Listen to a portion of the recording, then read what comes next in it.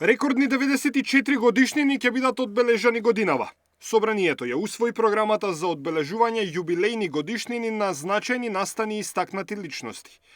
Иако во предлогот опфатени беа 95, сепак пратениците на предлог на пратеничката Бисера Костадиновска-Стојчевска го отфрлија барањето за одбележување на 15 годишнината од смртта на екс-министерката за внатрешни Достадимовска.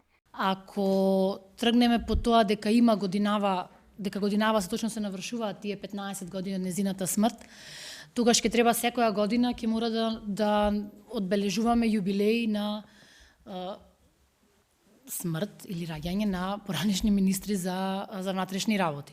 Сметам дека ова ќе не однесе во една друга насока, за разлика од онаа поблагородната која што сакаме да ја направиме со одбележување на оваа програма. Предлогот на пратеничката беше прифатен и од пратениците од власта и од опозицијата. Меѓу јубилеите кои годинава ќе бидат одбележани се 150 години од Разловечкото востание, 120 години од смртта на Даме Груев, 100 години од смртта на Крсте Петков Мисирков, 75 години од смртта на Павел Шатев и Панко Брашнаров, 70 години од раѓањето на председателот Борис Трајковски, 50 години од смртта на Никола Бадев, 40 на Ристо Шишков, 20 на Петре М. Андреевски. Ќе биде прославена и 50 годишнината од основањето на Лепи Сол.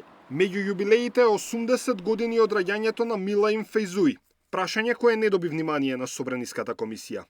Фејзуи е еден од иницијаторите за референдум на албанците во 1992, а во 2001 заговараше федерализација на Македонија при основањето на партијата Република Илирида.